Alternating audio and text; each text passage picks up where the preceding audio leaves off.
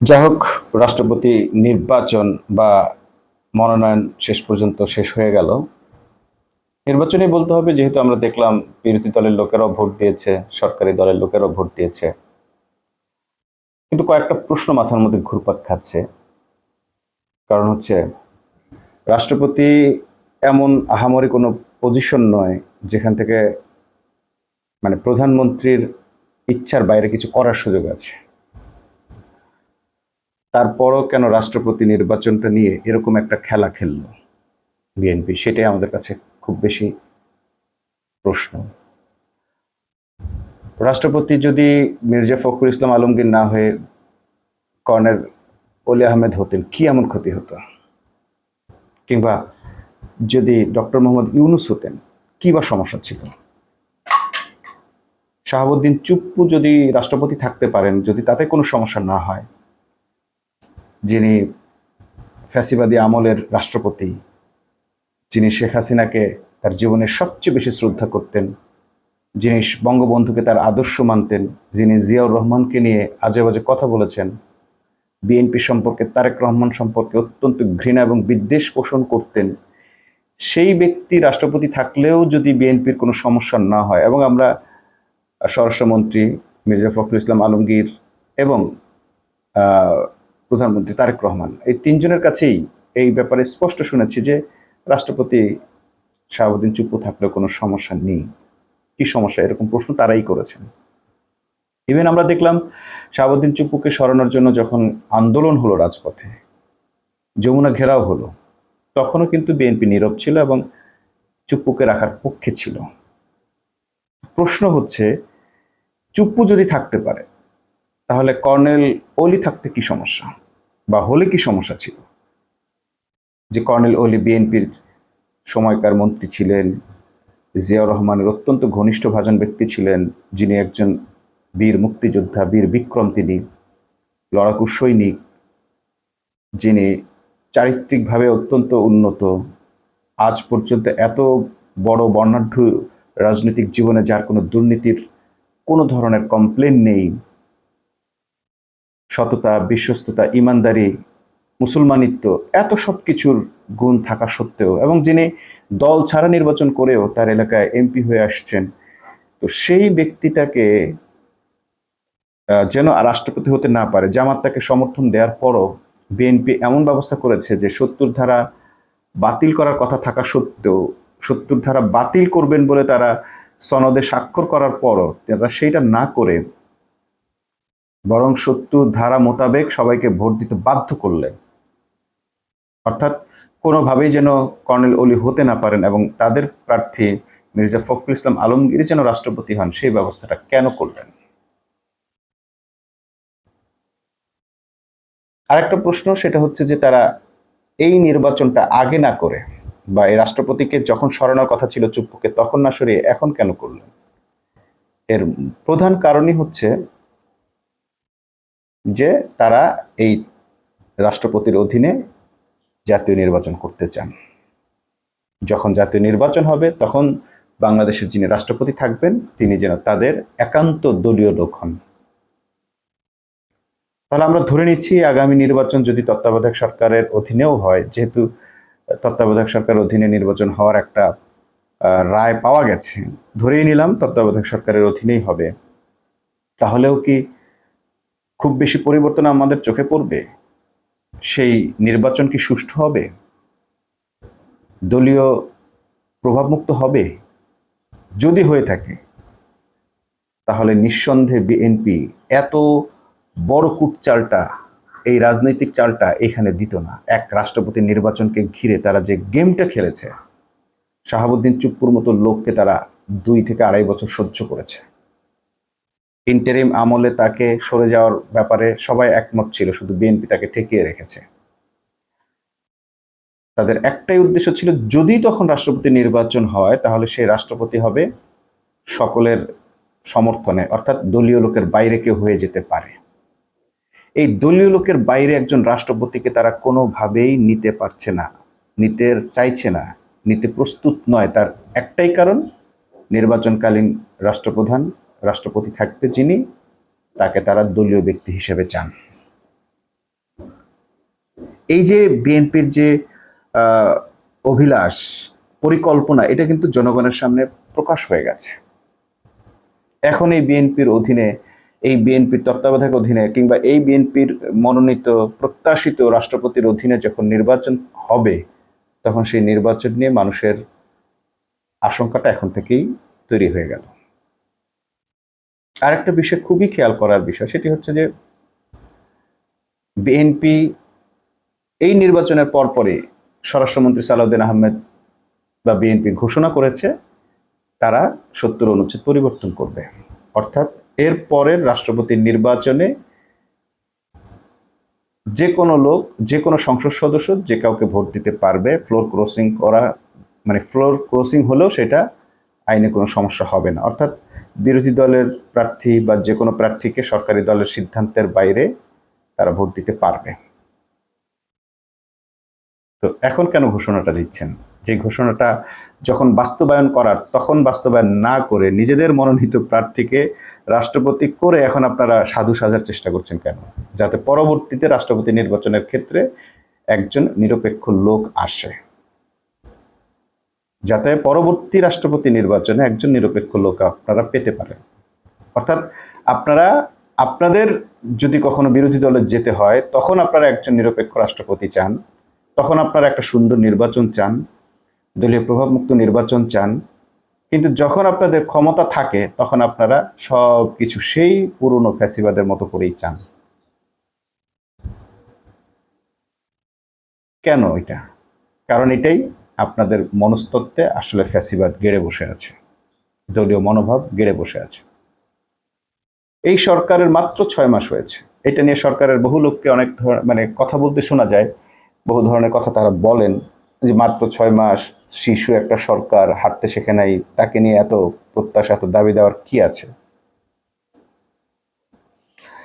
কিন্তু একটা বিষয় খেয়াল করেন, এই ৬ মাসের মধ্যে তারা যে পরিমাণ নিয়োগ বাণিজ্য করেছে, দলীয় নিয়োগ দিয়েছে, পুরো বাংলাদেশটাকে তারা ঠিক পুরনো বন্দোবস্তের মধ্যে একেবারে পুরোপুরি নিয়ে গেছে।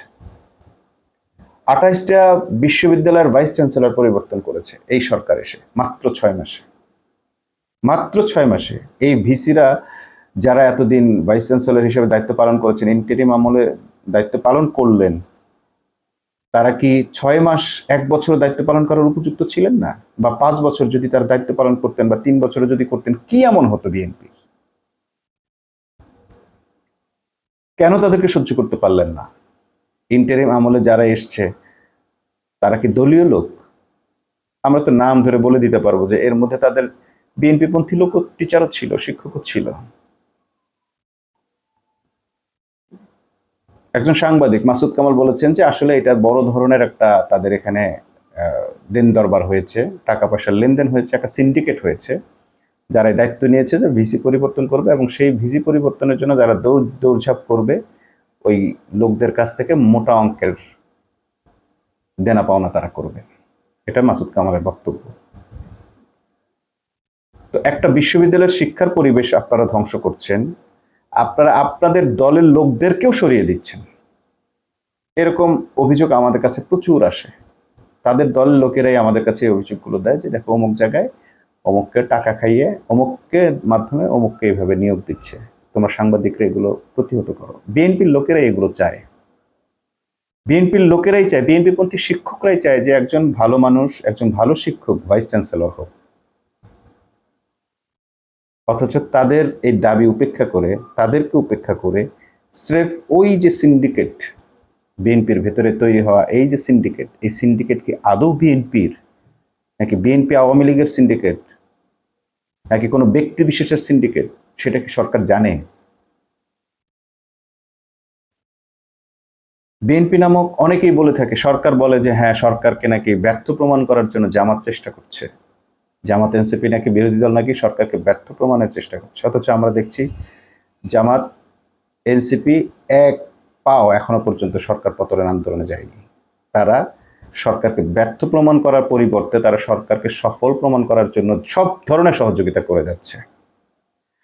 যেখানে সরকার আর্থিকভাবে কোনো সহযোগিতা করতে পারছে না, সেখানে জামাতের লোকেরা, এমপিরা নিজেদের অর্থায়নে রাস্তা করছে। নিজেদের অর্থায়নে পানির কল বসাচ্ছে, পানির সমাধান করছে, নিজেরা পরামর্শ দিয়ে, নিজেরা যোগাযোগ করে, বিদেশের সঙ্গে কূটনৈতিকভাবে যোগাযোগ স্থাপন করে তেলের যে অবস্থা, দুরবস্থা ছিল সেটার একটা সুরাহা করেছে। জ্বালানি ব্যবস্থার যে কোনো ধরনের সমাধান জামাত এনসিপির পক্ষ থেকে দেওয়া হচ্ছে, অথচ তারা বলছে যে বিরোধী দল তাদেরকে ব্যর্থ প্রমাণ করার চেষ্টা করছে। এটা বিরোধী দল করছে না। কেন করছে না? বিরোধী দলেরও স্বার্থ আছে। যদি এই সরকার 5 বছর টিকে থাকে তাহলে তাদের সংসদ সদস্যরাও 5 বছর টিকে থাকতে পারবে।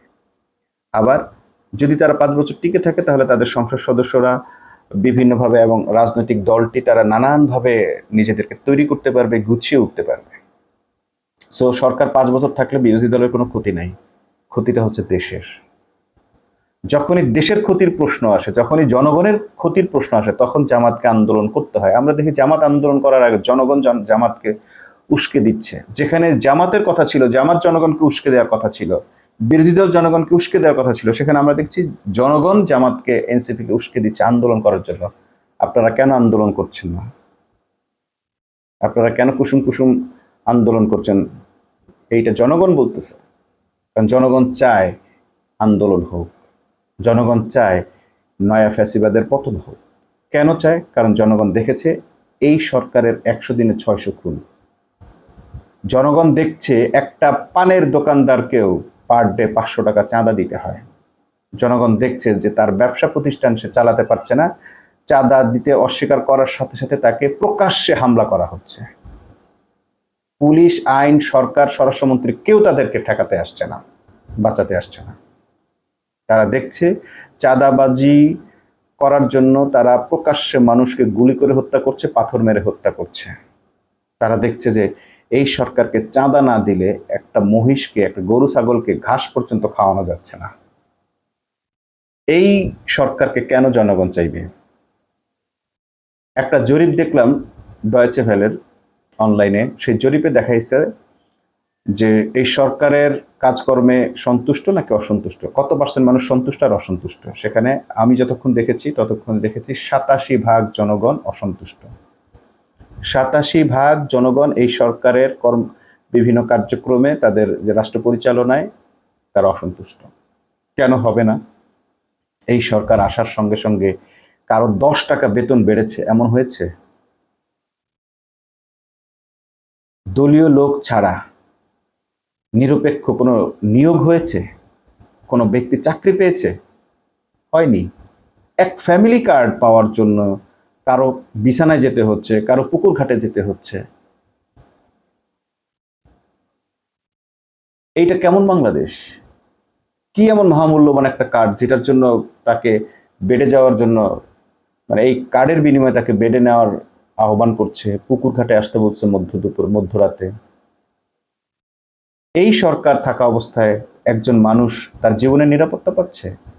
একজন গর্ভবতী নারীকে লাথি মারা হচ্ছে, তাকে বাঁচাতে তার বাপ মা বোনেরা বলতেছে যে আমাদেরকে মারো, আমাদেরকে যা খুশি করো, তবু এই প্রেগনেন্ট মহিলাটা, এই মানে গর্ভবতী মাকে কিছু বলো না, তাকে লাথি মেরে আহত করে হাসপাতালে পাঠাচ্ছে। মসজিদে একটা সভ্যদারের অনুষ্ঠান হবে, কোরআন খানের অনুষ্ঠান হবে, কোরআন তেলাওয়াতের অনুষ্ঠান হবে, ইবাদত হবে, তাহাজ্জুদ হবে, সেইখানে পর্যন্ত বিএনপির লোকেরা গিয়ে হামলা চালাচ্ছে। তাহলে এই সরকারের আমলে জনগণ তো অসন্তুষ্ট, এটাই তো স্বাভাবিক।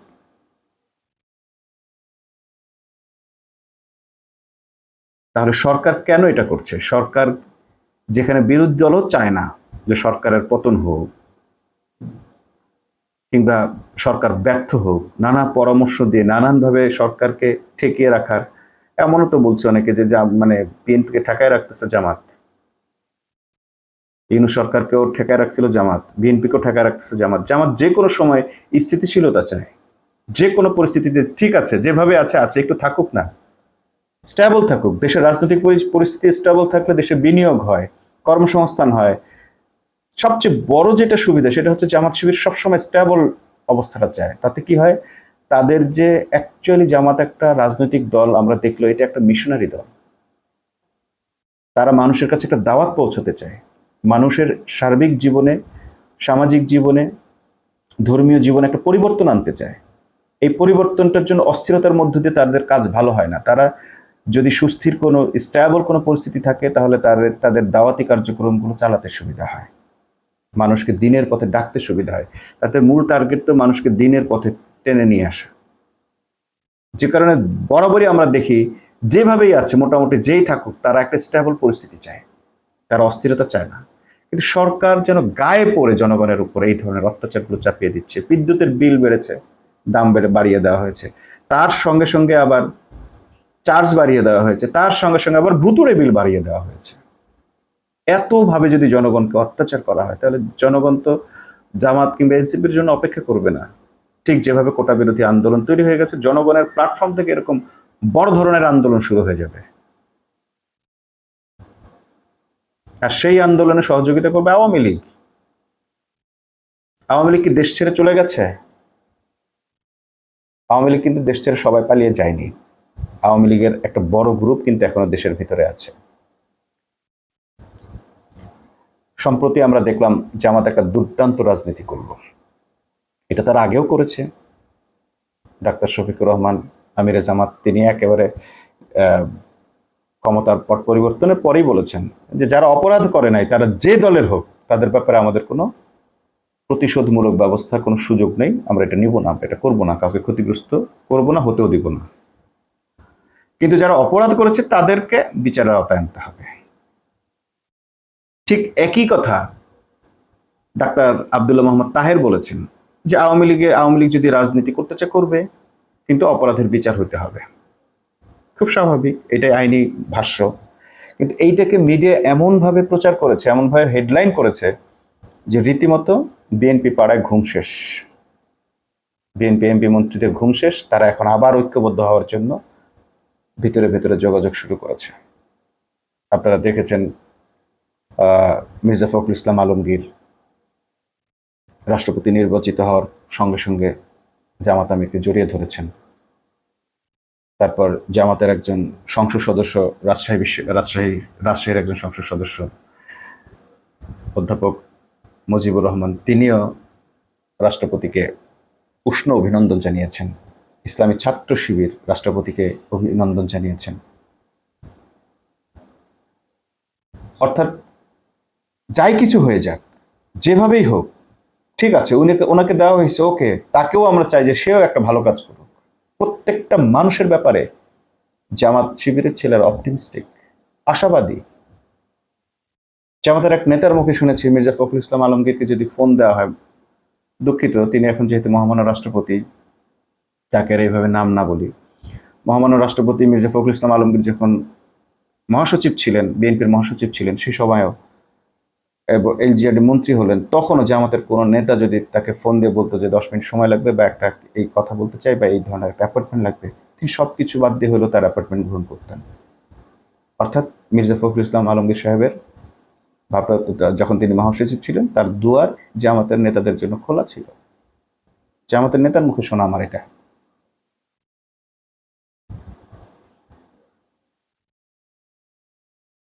তাহলে যে ঐক্যের কথাটা বলা হচ্ছে, ঐক্যটা তো ভেতরে ভেতরে তাদের ছিল, এবং কারো কারো সঙ্গে সেটা তো খুব সৌহার্দ্যপূর্ণ সম্পর্কের সঙ্গে আছে। কিন্তু যখনই সরকারের পক্ষ থেকে ঐক্যের কথাটা বলা হয়, তখনই ধরে নিতে হয় যে তাদের ভেতরে কিন্তু একটা অনৈক্য তৈরি হয়ে গেছে এবং তারা ভয় পাচ্ছে। সে ভয়টা কিসের? সে ভয়টা হচ্ছে ওই যে জামাতের যে নেতা বলেছেন আওয়ামী লীগ রাজনীতি করতে পারবে। এতদিন আমরা শুনতাম সরকারের পক্ষ থেকে জাহিদুর রহমান বলতো, এখন দেখছি জামাতও বলতেছে। জামাত এতদিন বিএনপি আওয়ামী লীগ কার্ডটা খেলতো জামাতের বিরুদ্ধে, বোঝানোর চেষ্টা করতে আওয়ামী লীগ আসবে, তোমাদের উপর কিন্তু নির্যাতন নিপীড়ন হবে। আমরা যেটা রাশেদ নুরুকে বারবার বলতে দেখেছি, হ্যাঁ, আওয়ামী লীগকে এনে জামাতকে সাইজ করা হবে। তো এখন আমরা দেখছি যে ঠিক একই ভয়টা এখন জামাত বিএনপিকে দেখাচ্ছে। তারাও রাস্তা ছেড়ে দিবে আওয়ামী লীগের রাজনীতির জন্য। মনে করেন আসছে যে নির্বাচন, মানে স্থানীয় নির্বাচন আছে, সেখানে যদি আওয়ামী লীগের প্রার্থী থাকে, জামাতের প্রার্থী থাকে, এনসিপির প্রার্থী থাকে, বিএনপির প্রার্থী থাকে, বিএনপি কি সুবিধা করতে পারবে? রীতিমতো বিএনপির মুখোশ উন্মোচন হয়ে যাবে রীতিমতো বিএনপি একেবারে ঠিক শেখ হাসিনার মতো ফ্যাসিবাদী শাসনের স্বরূপে ফিরে যাবে। যদি জামাত সিদ্ধান্ত নেয় যে হ্যাঁ ঠিক আছে আমরা প্রতিবাদ করব না, যদি এনসিপি বলে যে না আমরা আটকাবো না, আওয়ামী লীগ নির্বাচন করুক, পরিস্থিতি কিন্তু পাল্টায় যাবে। বিএনপি আবার জামাত এনসিপির পায়ে ধরতে বাধ্য হবে। আওয়ামী লীগকে রাজনীতি করতে দিলে বাংলাদেশের সবচেয়ে বেশি ক্ষতিগ্রস্ত হবে বিএনপি। অনেকে মনে করে জামাত ক্ষতিগ্রস্ত হবে, জামাত ক্ষতিগ্রস্ত হবে না। জামাত তাদের যে অ্যান্টিবডি তৈরি করা সেটা তারা তৈরি করে রেখে দিয়েছে, অ্যান্টিবায়োটিক প্রয়োগ করা আছে তাদের, যা ক্ষতি অতীতে করে ফেলছে। সরকারি দলে 15 বছর থেকে আওয়ামী লীগ যা করেছে এর চেয়ে বেশি তো আর কিছু করতে পারবে না। এর চেয়ে বেশি কিছু করার ক্ষমতা আর আওয়ামী লীগের নাই। এখন যদি আওয়ামী লীগ রাজনীতিতে ফিরে আসে সবচেয়ে বড় ক্ষতিটা হবে বিএনপির। যদি জামাতের নেতাদের মধ্যে বিএনপিকে নাচানোর কোনো উদ্দেশ্য থাকে তাহলে অবিলম্বে তারা আওয়ামী লীগকে বাংলাদেশে ওয়েলকাম জানাবে। বিএনপিকে দৌড়ানি দেওয়ার জন্য, বিএনপিকে শিক্ষা দেওয়ার জন্য এখন জামাত এনসিপির উচিত আওয়ামী লীগকে বাংলাদেশে ঢুকতে দেওয়া, বাংলাদেশে রাজনীতি করতে দেওয়া।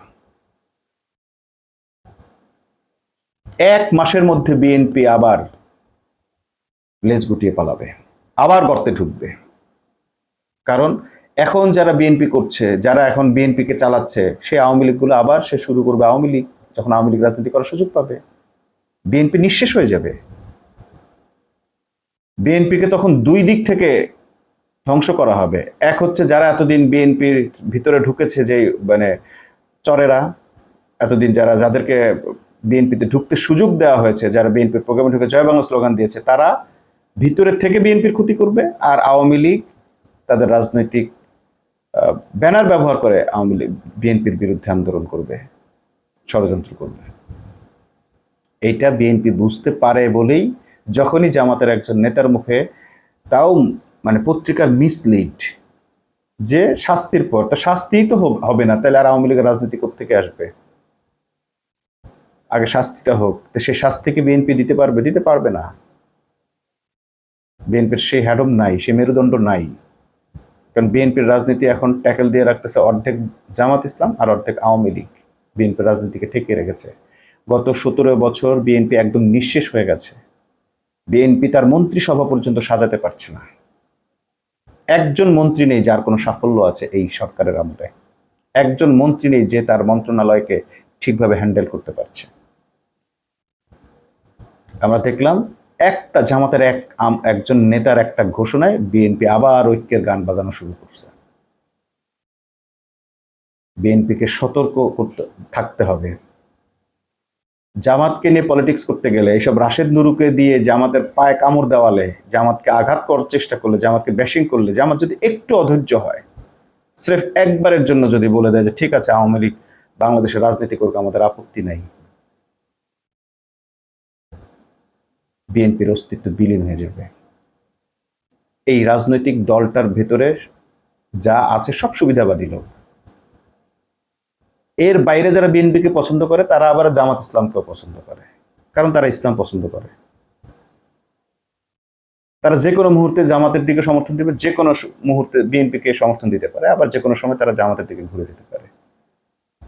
এই বিএনপির রাজনীতি কিন্তু জামাতের মতো ক্যাডার ভিত্তিক না, শপথ ভিত্তিক না, স্তর ভিত্তিক না। দলের কর্মী হওয়া সব পার্সোনাল ইন্টারেস্ট। একজন ব্যক্তি, তার কিছু লোক থাকে, সে সেগুলোরে পালে।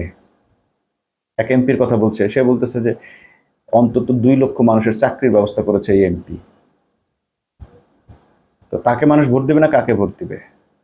অর্থাৎ ওই এমপি থাকলে তাকে ভোট দিবে, ওই লোক যদি দাঁড়ায়, ওই ব্যক্তি যদি দাঁড়ায় তাহলে তাকে ভোট দিবে মানুষ। এর বাইরে যদি কোনো ব্যক্তিকে বিএনপি ওখানে প্রার্থী দেয় তাহলে সে আর ভোট পাবে না। ব্যক্তি ইন্টারেস্ট।